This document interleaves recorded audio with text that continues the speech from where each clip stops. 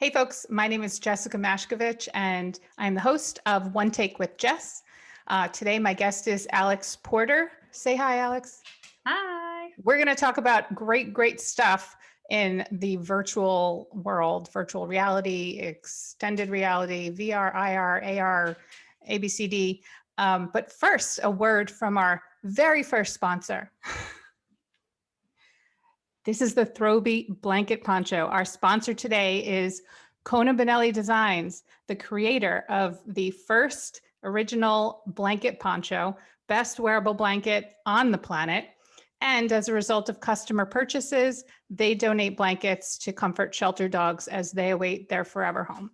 So konabenellie.com, KONABENELLIE.com, and go ahead and get some.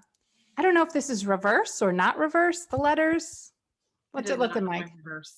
Not reversed? It shows correct. Cool. All right. Thank you to them for sponsoring One Take with Jess. Now we're going to continue. And I would put it on, but I'm actually really warm.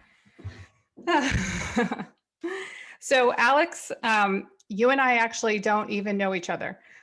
We were part of a women's group on Facebook, and I just kind of like tapped into you and said, I love what you do. Would you be a guest on my podcast? Because it just sounds fascinating. So thank you for hopping on. And now we're going to kind of play a little get to know you. Fantastic. Looking forward to it. Thank you for having me. I love sharing my knowledge about all of these fun, nerdy things. So glad to be here. It is fascinating. You know, right when the pandemic started, I think I posted this on Facebook in my own like personal page, that in March, I felt like we were headed towards a Ready Player One universe. Have you read that book or seen the movie or both? I mean, the book, of course, has more detail of more fun, but I've seen the movie. I did not get a chance to read the book. I don't do much leisure reading these days, more business reading. But it's a fabulous story, and there are elements of that I was like, this is not that far off. it is not. And the premise of it really is that we're going to go into like a pod and put on our haptic suits and really just participate in life, go to school, go to a dance, and all of this go to is really just virtual. Sign in to your school and you could turn around and turn left, turn right and see other students that are, there in present and they're like functioning in life with their own avatar. So that kind of gets into the whole sense of when you're creating artificial intelligence or virtual bodies, people, 3D, things that look real, it really can fool you and trick you into living a life that you may not actually be living. You're just kind of like controlling an artificial type of scenario, simulation. Absolutely. Yeah. The interesting thing is people have a detector for fakes, right? Once you get into like deep fake land and sort of, the more advanced technology around, digitizing and virtualizing real people with different facial driven movements and stuff like that, it's a very different scenario. But for the most part, aside from that, if you think about your general avatars, you think about your general sort of virtual humans, most of us aren't even aware of how much is actually going into television and movies that is completely digital content. Sometimes it's made from real life captures, a lot of environments are, but the humans often are scanned and digitized and sort of manipulated with different technologies to create the things that we see that we perceive as kind of real. So do you pick up on those? Like I wouldn't be able to pick on them as quickly as you would. So you're watching TV and you're like nudging your husband and being like, Yes, actually. And my husband is actually the worst offender. He happens to be my CTO also. We've worked together for 5 years. And I watching shows with him sometimes or movies. I'm just like, I can't. Can I put you on mute? Because I know he actually worked in movies and video games. And so he knows a lot of the intrinsics behind it. But that there's actually a term for that like weird sketchy feeling that you get when you're like, ooh, that thing's not real, but it looks they're trying for it to be real. It's called the uncanny valley. wait, what is that? Say that. The what? The uncanny valley. The uncanny valley. Yeah. So Okay. when you see, for instance, one of the places that I think a lot of people detect this pretty easily is you're looking at the robots that are humanoid robots, right? Where you're like, ooh, that's not a person. Like its mouth doesn't move right. Things like that. And the way that we do that as humans is our faces have millions of macro and micro expressions that actually cue us in to the realism level of the person we're conversing with or watching on a screen or what have you. And so we're pretty good at perceiving that most of the time. Yeah, that's fascinating. I mean, the only thing I'm able to perceive is when a cup is empty. And on every single show where they grab a cup, it's always empty. And when they put it down on the table, you hear the hollow sound of the cup like that it makes when it hits the table. I'm like, just fill it with water. It doesn't matter if it's a TV show, a movie. I mean, who is doing these props and everything? But that's my thing that bothers me. But yeah, you guys, it probably ruins entertainment for you knowing that you know all the details behind everything. But so tell me a little bit, just like give an overview of what you do, what the space is. You just mentioned about extended reality versus all the other letters and how it's umbrellaed under this whole other thing. That's my dog whining. I'm sorry. Yeah, absolutely. So right now I'm the CEO of Modtech Labs. This is our second major startup. What we do currently is digital content creation at scale. So a lot of the things that you're seeing, if you watching the behind the scenes for The Mandalorian, you understand that they're using LED screens and they're using digital content on these screens now instead of green screens and then putting it all in later. So that's one of the newer techniques to use digital content, but they use that. There's a many other ways in entertainment that they use it. And so we actually have a platform where we're creating that faster and easier for entertainment companies. Where we come from is the augmented and virtual reality world, also known now under the umbrella term of XR or extended reality. And there's a lot of differences between AR, VR, MR, etc., which I can Wait, say what elaborate the on. letters mean. Say what the letters mean. So AR. AR is augmented reality. If you think of Pokemon Go, you think of looking through a screen. So you're looking through your phone or through an iPad, and you're using a camera on the back so you can see your real world in the view.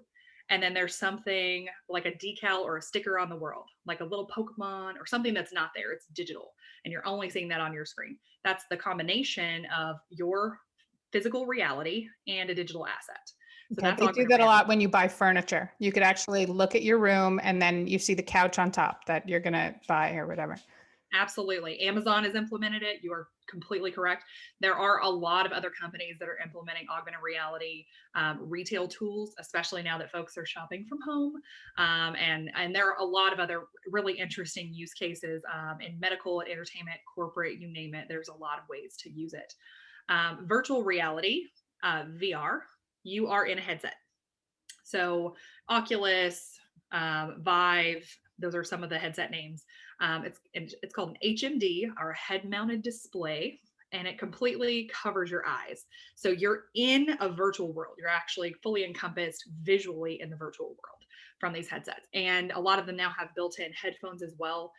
Previously, some of the earlier generations, you had to provide separate headsets, but now it's all integrated into one because that audio and visual really play together, and it's a very effective tool to immerse the user more. Mhm. There's a lot of really cool ways that you can use virtual reality. We worked pretty extensively with virtual reality in some medical applications. We did a virtual reality driving simulation for motorized wheelchairs. Oh, We, that's yeah, cool. that's one. We did a launch title for Vive Rift and PSVR when they came out in 2016, which was a 360 video player. So 360 video was all the rage back then, where you would take, your puck camera and it would capture all around, and then you could actually be immersed in a real environment that was captured in full 360. And so instead of that being digital content, meaning it was digitally created, it was Mhm. actually captured with a camera. And then there's MR, which is mixed or merged reality. And it depends on who you ask which one it is. And that's just a combination of technologies. So you're actually using real world objects, real world spaces, and merging them with virtual objects and spaces. And that is some of what we like to call alphabet soup. My goodness, that all of it makes me nauseous. And I'll tell you why.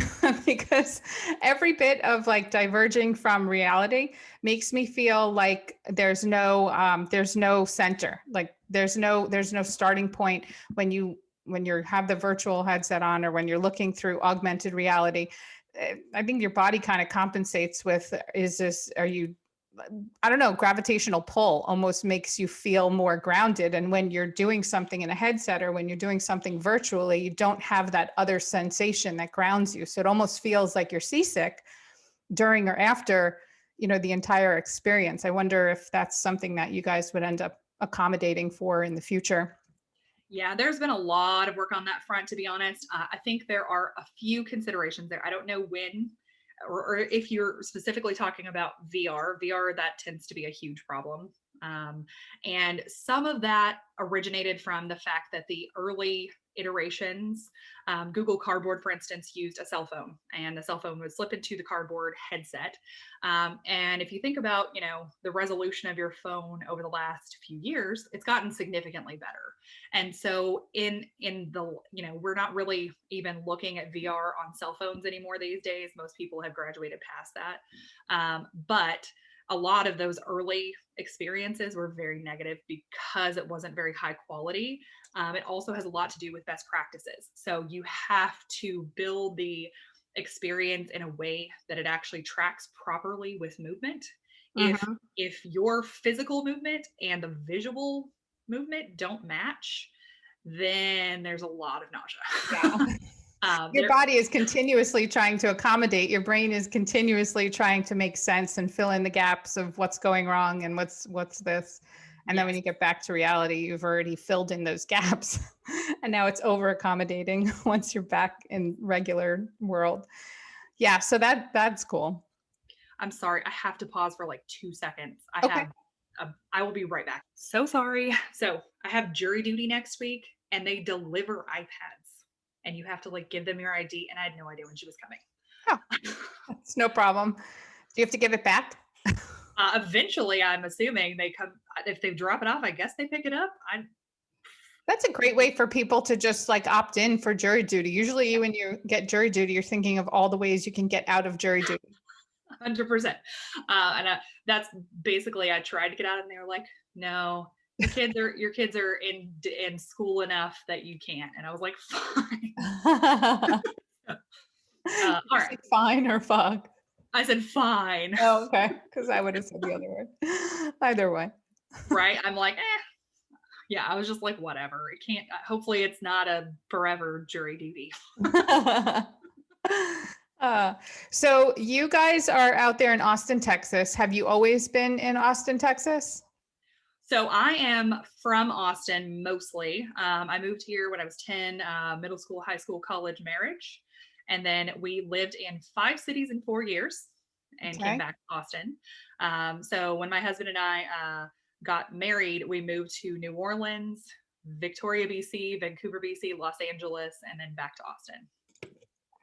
I have to ask, why so many moves? So part of our our love story, our life story, our work story is the entertainment industry. That's where we're focused with our business, but that's also where my husband comes from. He's our CTO, and his background, the entertainment industry is very interesting in that it has a ton of incentives. And so states want you to come there. They want you to film. If you paid attention to the last few years, there've been a lot of little Georgia peaches at the end of those films. Georgia's had massive incentives for the last few years. And it fluctuates. Obviously, California is a mecca. It's always been a mecca. They still have great incentives. And there are other states that sort of change, ebb and flow depending on funding. And ultimately, Louisiana had really great incentives when we moved there. Victoria and Vancouver, same thing. Canadian incentives are actually fantastic. And Vancouver is considered Hollywood North, which is a Really? little known fact. Yeah. Was it fun in Canada? It was fun, it was really an interesting time in life. This was prior to us having our business. So I actually, we had our first child in Canada, so she's a dual citizen, and it was just very like very different sort of maternity mommy culture because they have extended, leave and pay, and it was a very interesting experience. And I, Was it I good? loved Do you living think there. it was beneficial? Was that better than the United States? I'm always looking to get an insight into, Canada for their medical care and Canada for their universities as, very different than the United States. Yeah, it's a very different model. Personally, I thought that the maternity care was great. In BC, they actually have a lot of options that are not normal elsewhere. They have midwives have hospital privileges.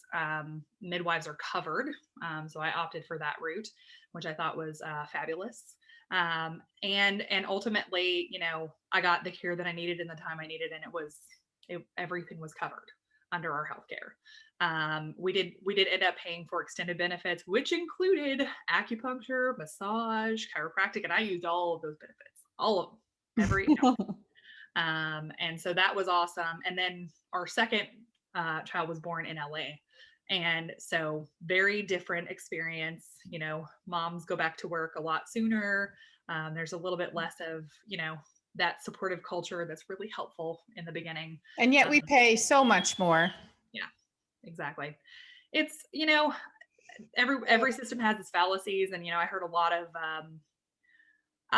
pluses and minuses from people about other types of healthcare through the Canadian health system, and that sometimes they even leave Canada to get healthcare elsewhere Right. for surgeries and stuff because there's long queues to get in. But ultimately, there's no great answer right now, unfortunately. But I think the U.S. system needs an overhaul, one way or another. But Yeah, there's a lot more to unpack there. that's true. And we don't want to make this about politics at all. Oh no. There's enough of that going around. Yes. So, how do you feel? Actually, just a little about politics, not really politics, but it seems that Austin is like the hub that everyone is exodusing to. I don't even know the words, but Yeah. it's the destination place. Before everything came about with everyone going to Austin, my husband and I are big fans of Joe Rogan, and we're like, you know what? He's got some good ideas. He's going to set up comedy clubs, and I'm sorry, that's my dog again. We're like, we want to move anyway from New Jersey. Let's move to Austin. So then, of course, we have to wait another 2 years, a year and a half till my daughter graduates high school from here. And now it's like, I don't even know if we're going to even be able to move to Austin. It'll be so crowded. Everyone's going there now. Yeah, it's actually really interesting because Austin is the 11th largest city in the nation by population, which I think a lot of people don't know. Because it's surprising to me, even I live here. So the 10th largest city is San Jose. Um, and I keep hearing these rumors that we're going to switch places. San Jose, everyone is leaving San Jose and coming to Austin, and Ugh. so Austin's going to be 10th and San Jose is going to be 11th. And I'm like, I don't know about that. But yeah, I mean, there are a lot of benefits in regard to just the cost of living. Obviously, housing is significantly more affordable. You get more bang for your buck here than you do in California, and that's you I think know it'll go up. I mean, you guys are going to run out of places or not build fast enough, and it's all going to go up. The Californians coming out in droves are going to be buying up all of the well-priced real estate, and it's just going to go up and up and up. Yeah, the interest, and it is, and we've definitely seen increase in property values. We did pass Proposition A, which is it's for more infrastructure essentially for Austin, which is really needed. Not that everyone is currently, commuting to work and school and what have you, but at whatever point that turns back on and it's, back to business Oh as usual, yeah, you're right. it's gonna be a really tough situation in regard to the infrastructure and traffic and just getting from place to place. And so I'm hoping that they move with some speediness to execute on some of the plans for that proposition. I hope so, but you'll have to like host me when I come out there for a visit. Absolutely. It still might be in the cards for us. Yes, let me know. Let me Yeah. know. I hope you guys maintain like the artsy, the reputation that Austin has and that everyone doesn't ruin it.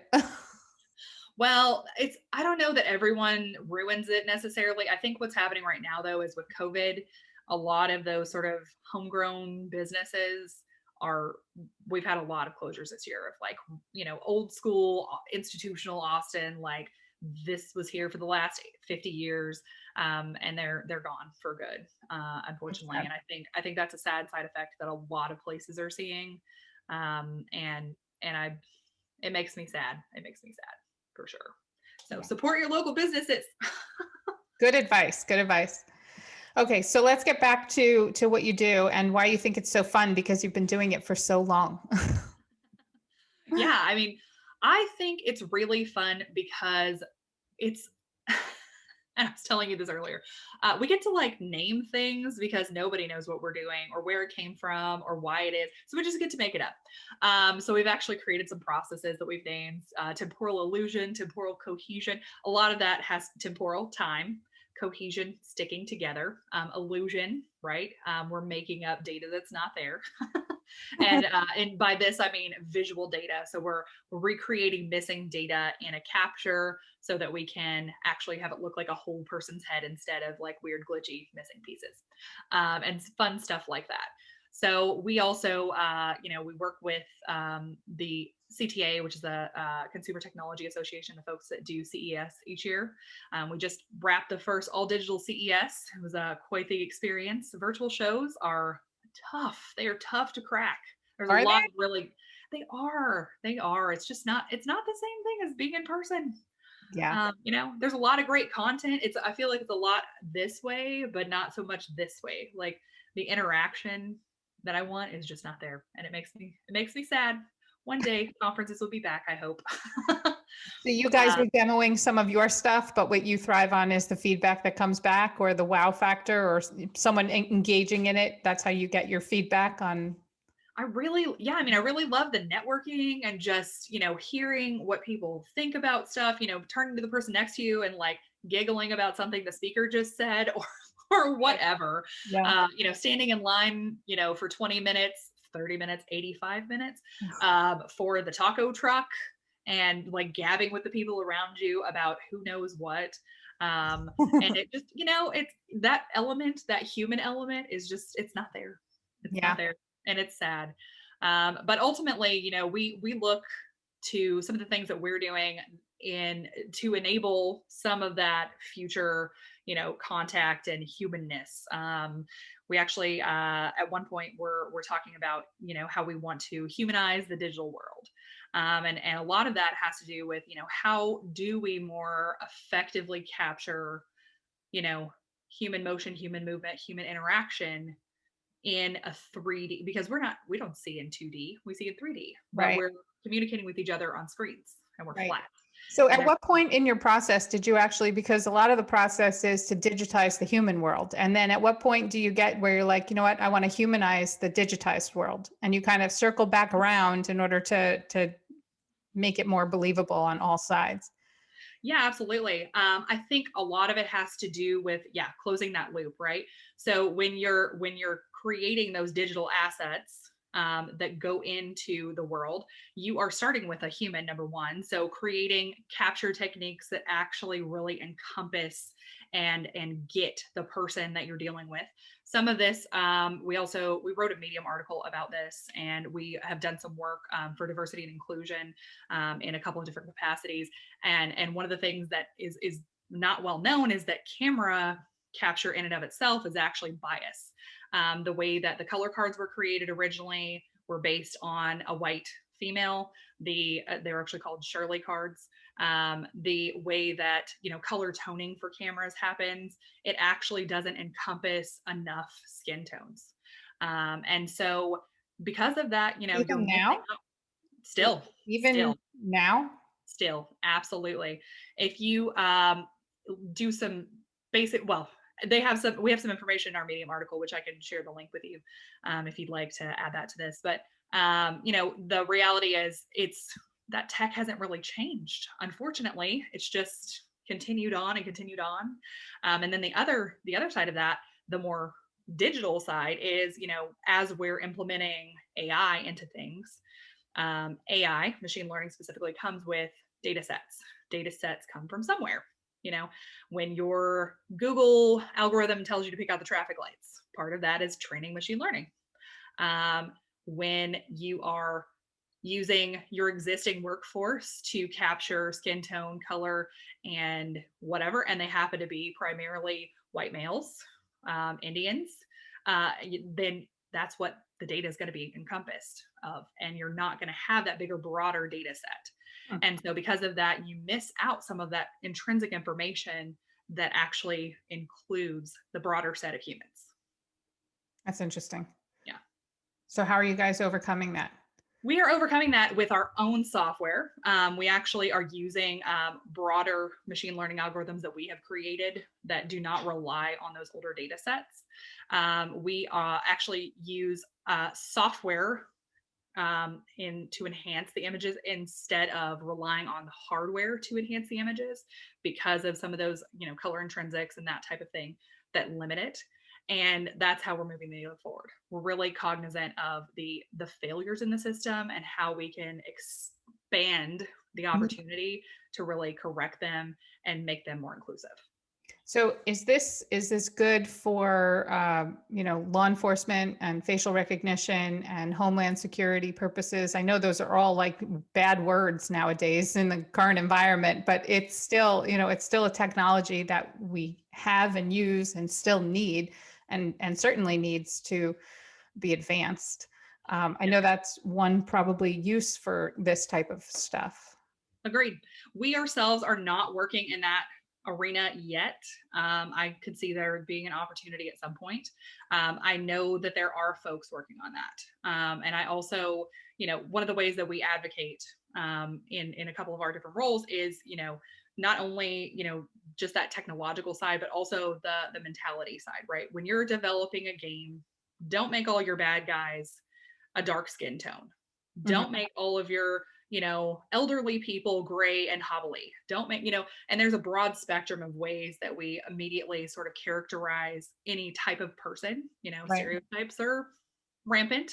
But the more we can break out of that, the more we can actually help broaden the mindset of people that are interacting, with these games, with these tools, with these simulations. And this also goes to speak for police training. The content is important, and especially in virtual reality, augmented reality, when you're adding in that other layer, there's actually virtual reality plugs into your amygdala, which is your fight or flight response. And you can actually retrain your brain into being desensitized to a stimuli.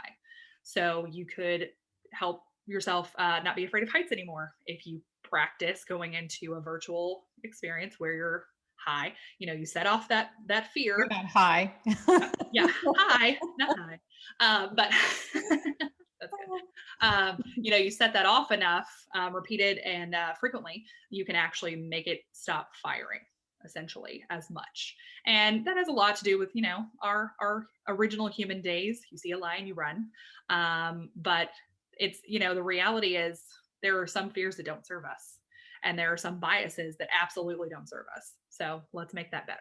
Right. That's true. There's so many uses for everything that you're saying, in the video game space, in the retraining space of military and law enforcement, all of these uses, and in the therapeutic, area, like you just mentioned, about overcoming fears and that type of stuff. What space are you guys currently in, and where do you want to be? Like, what is it, if you were to have your own wish come true, you would want to do what with your talents? Yeah, right now we're really working specifically in entertainment, movies, television.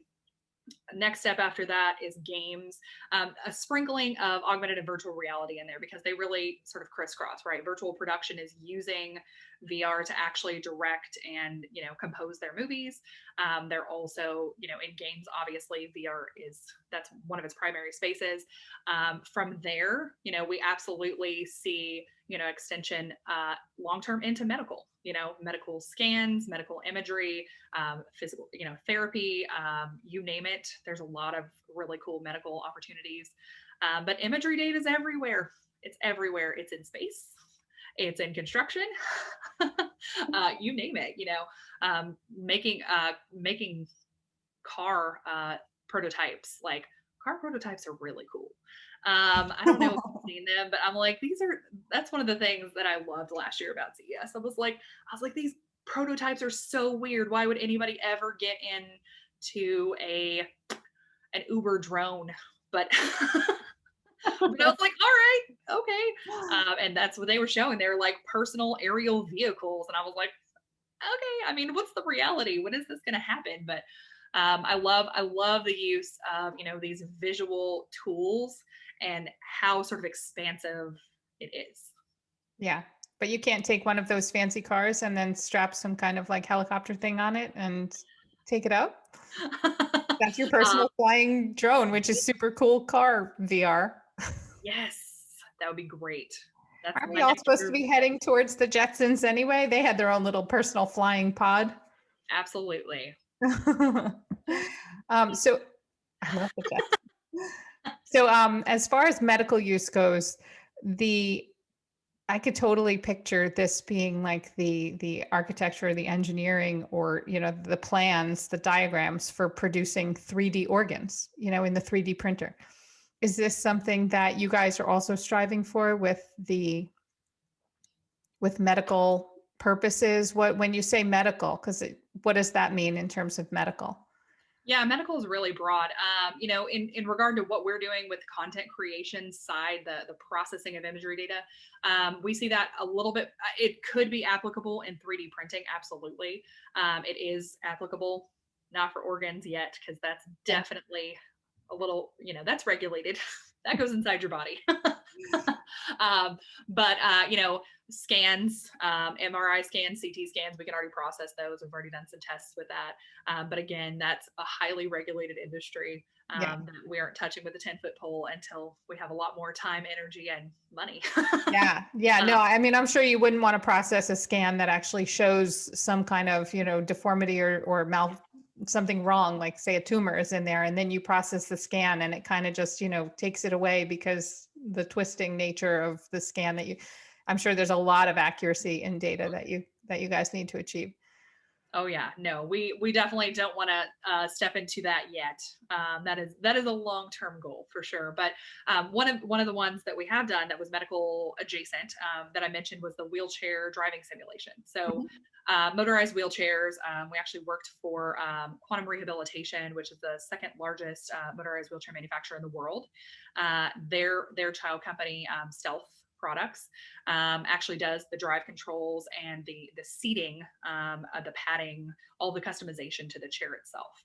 And the way that we worked with them, we actually created this sort of around, the need for regulation at this point. They were really looking to do just like a proof of concept. They have since pursued, regulatory compliance and installing it into rehab facilities. But what it does is it actually, the user can use any kind of drive control. So a head drive, a sip and puff, which is a straw, a chin drive, or a joystick, or some other custom one. And then you are literally driving with your drive control, the virtual experience. Hmm. And Does it give you so, different types of pavements, like a rocky pavement and a road pavement, incline, decline? yep, absolutely. So it has three different levels, and each level gets harder, and you have to actually. So we gamified Yeah, it sounds like the a video training, game. right? Because that's fun. Who doesn't like to like overcome like obstacles and do the next thing and get the trophy? And so the goal was to help new power chair users to actually qualify for a power chair, because it's a very short time frame that you have to qualify, and ultimately, driving something that has direction and acceleration in the same control is very different than the way that we think about, a steering wheel with a gas pedal, right? This is a steering wheel and a gas pedal. And Oh, so, that's yeah. interesting. So it's really interesting. And honestly, I learned a lot about that industry that I've never had reason to be, associated with it until we did this project. And I learned a lot, and it really helped me see some of the broader applications, and how this really can affect people's lives for the better. Yeah, that's very interesting. Yeah. So, did you ever want to work for Disney? Did you ever want to like go in there and create some of the virtual reality or entertainment things that fool people into thinking that they're in different lands and with different ghosts that are flying above? Did you ever want to do some of that? I know that you said that you guys were in the entertainment space. Were you doing movies? What were you doing in the entertainment space? Yeah, so we've done a lot of sort of background characters, scenes, character creation. We've worked a lot with volumetric video, which is also called holographic video or videogrammetry or 4D video. Again, the pick your name kind of scenario, but it's one of the newer versions of video where you're actually capturing a full asset in 3D in motion. So that's a person? It could be a person, it could be an object, it could be an Okay.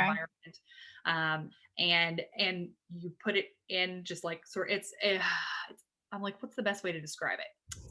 It's always fun to like figure out a good way to describe.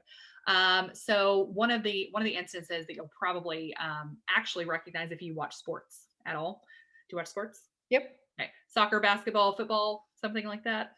All the ones that my husband forces me to sit down and watch with him. Okay. So if you've seen where they take the cameras and they freeze the frame and then they pan around a Yes. play. Okay, Yes. so that is volumetric video. I always wonder how they do that. Oh, you're going to give me the secret. Okay, go. So what they have is cameras stationed around the entire court, field, what have you, that are simultaneously capturing that thing. They take that in and they process it. And it's a lot of processing because it's a massive amount of data. Are they like quick still shots or are they moving pictures that are? So most of the ones that I've seen in sports, I don't think they've actually graduated to watching a play in motion from that view. It's like they freeze frame people, full 3D people, and then you can pan around them like frozen in motion. Like I said, I haven't watched sports in a while. So if they've graduated to the actual full movement, that's full volumetrics. Okay. But this is like the first step of volumetrics. And the reason that they don't typically get you all the way to a full 3D in motion that you can see from any angle is because of the compute power that it takes to actually achieve that. And yeah, so we're talking like terabytes of data for like a minute of video, terabytes of data. Well, I mean, if people can mine Bitcoin, they could process terabytes of data. Well, I will tell you, actually, people mining Bitcoin is what caused volumetrics to slow down because they jacked up the prices of GPUs. I'm serious. Oh my gosh. I'm dead serious. It's insane. Yeah. So ultimately, like there are a lot. Sports is one good use case for volumetrics where you really get to get in the action. There's a lot of things that are going to be coming out that incorporate, volumetrics, incorporate AR, especially because AR is really accessible on your phone, on your tablet. Everybody has these devices at home or in their pocket or on them all the time. And you're going to be able to do, more interactive things like sort of an interactive like wax museum or interactive experience with like your favorite artist or what have you, and really feel like you're kind of there in person together. And so there's a lot of things that are going to be coming out of it. Honestly, I think COVID really pushed this technology significantly. Right. And we're going to see a lot more interesting things come out in this realm. Are you guys going to enter into the educational space at all? Because I know everything's been remote online and, a lot of times it's a teacher at a whiteboard, doing a Zoom or some kind of video. I think the whole COVID thing has pushed the envelope for online learning and being more creative and more interactive and immersive. Are you guys thinking of entering that space with anything cool in Our particular? target market right now is not entertainment because it's institutional sales is very different You than, mean education? yeah, education is institution, depending on what level you're at, of course. Mhm, It's very different than like enterprise sales or B2B sales. mhm. And so ultimately, we are a startup still, so we can't split the difference yet. But we are working with some clients that are more of an agency model. So they are the ones that are curating the vendors and the tools and the teams to do content for their clients. And some of their clients absolutely are in education, Mhm. are in preservation and museums, and like you name it. I mean, and all that stuff is fascinating to me. I love those, and I think it's really important place to put energy and time and effort in making sure that these things are widely available and that experience is more effective and can reach more people. Mhm. Do you guys ever worry about creating things that are so realistic that it's going to prevent people from interacting with other humans? Like you just said, you miss the human interaction with, like going to the conferences in person and standing on the taco truck for 85 minutes, which I was like, no, thank you. But do you ever think you're going to do it so well that it's all of a sudden going to prevent people from, being human? A lot of people are very satisfied to interact with their virtual partner or Right. Yeah, I mean, that's a possibility. I don't see us going in that direction for a good long time. What we do is called on demand content. So it's filmed, it's finalized, it's implemented, it's played back in whatever, right? Versus real time, which is at the same time of it being filmed, it's also being displayed like a video chat. right. We don't really work in real time at this point. But there are a lot of people out there that are experimenting with it. I think it still has a ways to go before it's going to be extremely effective. And part of that is a hardware issue, right? Our PCs are only so powerful. Right. And our cameras are only so great. Yeah. And so because of the technological curve on the hardware side, I don't think we're going to achieve that for a while. You might. You guys can be creating the front end and someone else is doing the AI back end. And all of a sudden you now have, put the two together and the machines take over. Right, I've seen a lot of interesting virtual human chatbots and things like that. I'm like, I just don't know how I feel about it. I mean, I know that we're in like an adjacent space, Yeah. but that's not how we view it necessarily. So and I'm like, it's an application, and obviously it's being adopted. People are interested in it, they're paying for it, they're coupling the visual with the chat bot, right, with the voice detection, with the type, NLP, to understand, excuse me. NLP is oh, I always mess this up, natural language processing. There you uh, go. So basically, the AI, instead of dealing with visuals, is dealing with words, and it can interpolate and understand what is actually being said. It can actually understand context if it's a really good one. So like that. Like your that Alexa and like, all of the other things that you try and talk to, Siri. yep, They yep. don't have a sense of humor as of yet. No, like this cup of tea is hot, or that lady is hot. Like those are very different connotations, right? Right. And so smart NLP algorithms understand connotation within Mhm. context. And so you get a lot more appropriate results. I don't It's know so if you've had weird fascinating. chatbot things, but I have. I'm like, It I think really is extremely fascinating, this entire industry. yeah. We are not really in that space as far as NLP goes. We do have some play with IoT, Which which is the is, Internet of Things. So the Internet of Things is often attached to smart homes, Alexa speakers, how you can right. program your house to turn on your TV and your light and your whatever at 7 a.m. That kind of stuff, smart home stuff. Some of that is tracking into other arenas as well, but that we don't use it for that element. We actually use it in regard to capture. So on the capture side, you have to have a camera. you have to have a computer to collect the data, and then you have to have a computer to process the data. Mhm. And so we use IoT boards, little boards. Raspberry Pi is an example of one. We've used those before, but there are many, many variations. And that's what collects the data from Mhm. a sheet. So it comes off of the camera onto a computer. And the little tiny small board computers are IoT devices. That's amazing. I wonder if school pictures, you know how like all these kids come home with the school photos? I wonder if school photos will end up being like 3D of your child's entire head. I like Take to that call them Harry Potter pictures. You know how Harry Potter, she's like waving in the frame, and I was like, we're gonna do that. It's totally doable. It's just like the scalability of it right now, just because of like the hardware setup and the processing of the data and all that stuff. That in and of itself is a whole other business. Yeah. But Who's I want to do it. that'll be a fun project. Yeah. Who's what industry is most willing to pay up for your services? Yeah, absolutely. Right now, we are having a lot of folks that work in film, in television, and a lot of them are using the photogrammetry fundamentally. And so, photogrammetry is an object, a still object or person that you take photos around them, many photos. The more photos you have, the higher quality the asset's going to be. So you digitally combine all of the photos to create a 3D asset. And so that is what they're doing in a lot of cases for some of those AR furniture projections. They could be just making 3D models of them. And sometimes you can tell, you're like, that looks really cartoony and doesn't look like the actual piece of furniture.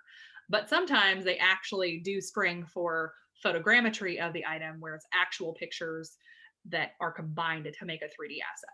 So it's best if it is a still piece in Yes. order to capture like all of the angles that you need, as opposed to, a person who might move or breathe or change. And how many cameras are doing this all at the same time to So capture?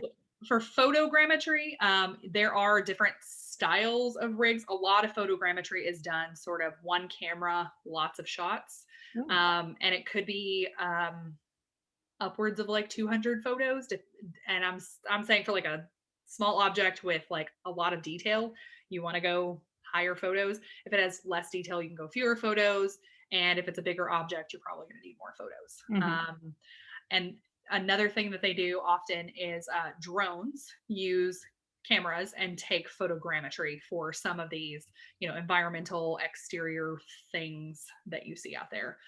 We had someone run something through that was a soil study for it was a cliffside. They were trying to find out how much erosion was happening on the cliffside, and so they took their drone out there. They took all the photogrammetry photos and combined it with a scan, and then we processed that very, very, very large data set. It was like 1,200 photos, Mm-hmm. 12,000 photos. What was it? It was massive.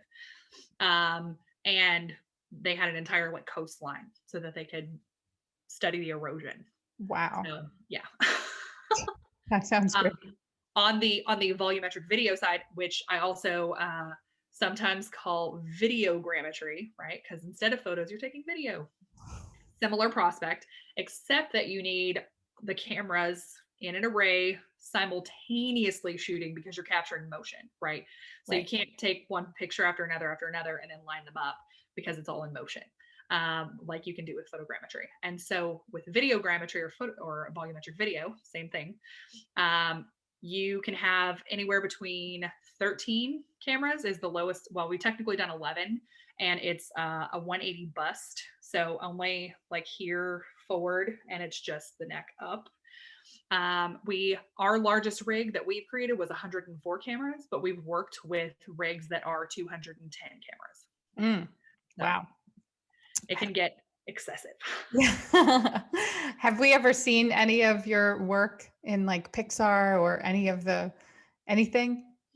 Not yet. Not yet. And that's okay. That's totally good. Like that's only the stuff that makes it out to whatever. You're doing plenty of work in many other areas. Oh yeah. No, we tend to work a little bit more on not full length features yet. Mhm. We're working a little bit more on shorts, commercials, experiential stuff. But ultimately, I think that we will definitely, see some movement on that in the future. That's awesome. Do you do anything with gaming? Not really. So we have a background in gaming. We have a really obviously clear understanding of what gaming pipelines and workflows look like. And what we do know is that gaming is actually ahead of the film industry. And by this, what I mean is, the film industry right now is starting to do what they're calling virtual production. And so virtual production is utilizing a game engine like Unreal or Unity. And so if you think about how they're just now adopting game engines, they have a little ways to go. And we thought that that would be the most helpful place for us to be right now. So we can help infuse some more of that gaming technology and understanding into the film Mhm. space. I do believe that gaming is on our roadmap, probably in the next phase, potentially later this year or early next year, depending on our movement in the film space.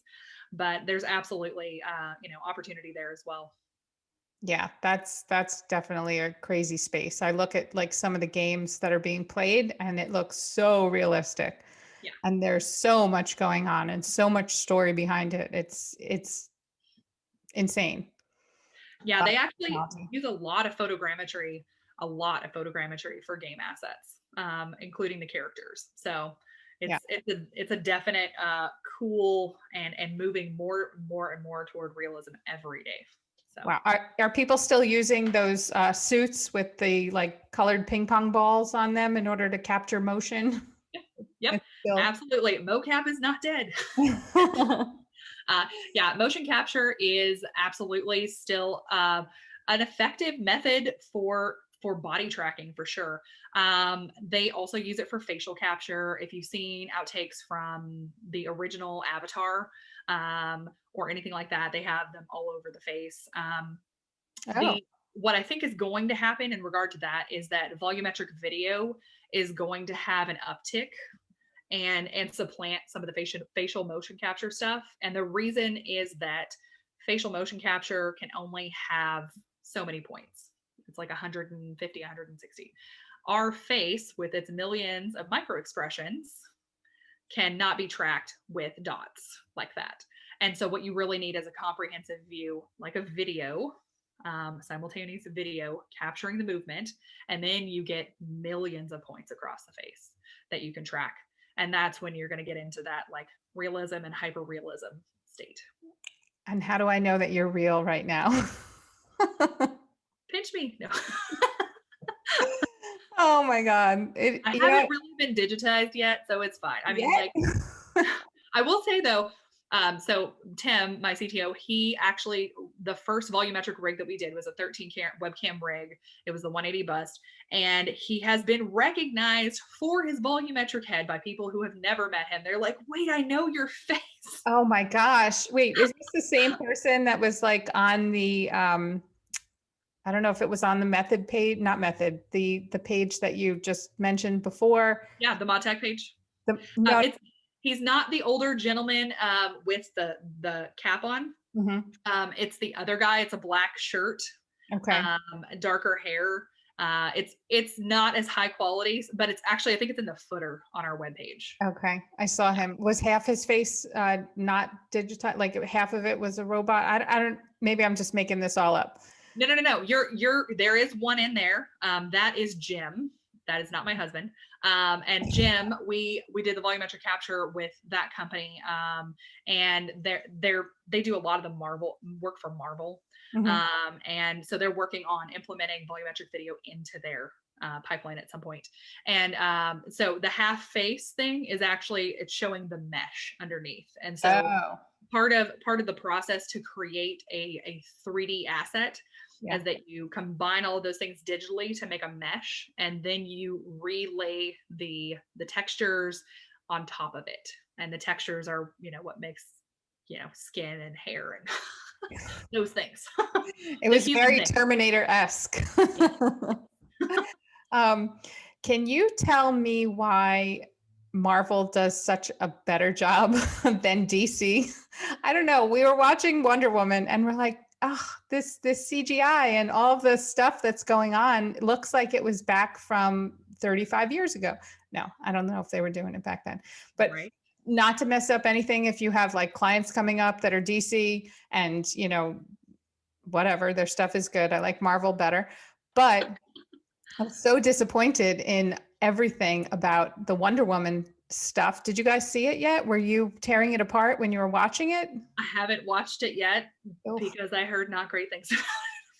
Yeah. So, to be honest, I can't answer that question because I don't really know what the difference is in how they're sourcing their VFX work and that kind of visual effects work and that kind of stuff, versus Marvel. I don't know. One of the things that I do talk about, is the budgets, and I don't, like I said, I don't have a reference point for DC because I haven't looked into it, obviously.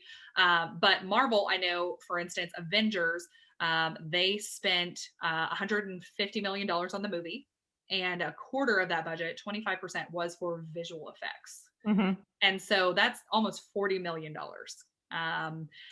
So that could be a difference depending on what their budget restraints were. And often that's kind of one of the things that gets cut because you can't get rid of the actors. You can't get rid of the editing.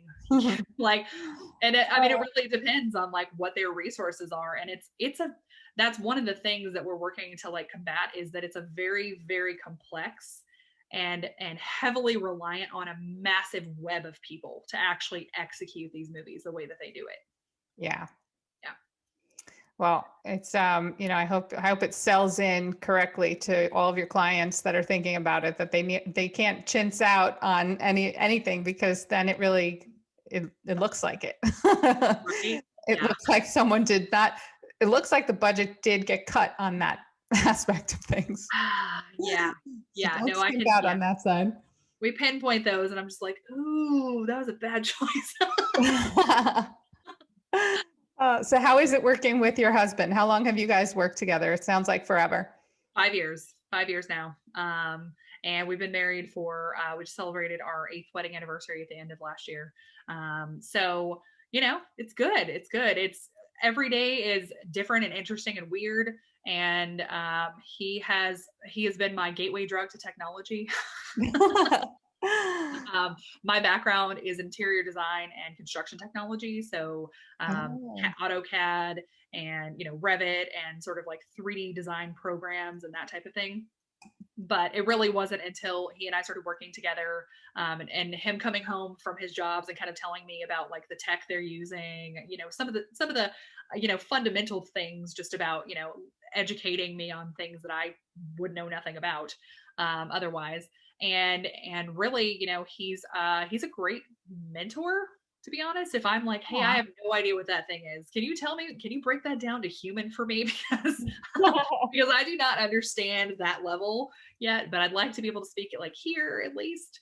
Yeah. So Mission accomplished. You're certainly exactly.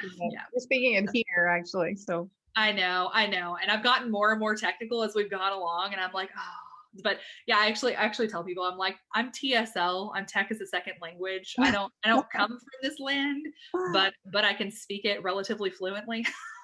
that's great. That's great. So yeah, it sounds like you come to the table with a lot of the spatial and tangible types of things, and he comes with the tech background. Yes, absolutely. Yeah, I was a serial entrepreneur. I had a lot of different businesses. As I was growing up and wanting to experiment with being my own boss and doing my own thing, and ultimately that came to fruition in us starting our own company when we lived in LA. And 5 years later, it's still magic. Yeah. Well, you know what? With the whole influx of Silicon Valley right into Austin, you're going to have a lot of people to choose from to come and work with you guys as you grow. Right? Absolutely. I have a feeling things are going to go well for you all. Thank you. Yeah. Well, thank you so much for spending time and explaining a lot of this world to me. It's fascinating. And now I have to go rewatch it to learn all the words again. And I only wear my glasses to make sure that I'm able to read your lips and get the proper like technical word that comes out in order to respond. It makes me hear better. Absolutely. Absolutely. You look smarter too. Awesome. I love Um, it. well, yeah. So thank you for being with me, and I can't wait to share this knowledge with other people. And I look forward to watching you guys grow. Thank you so much. Okay, I'll talk to you soon.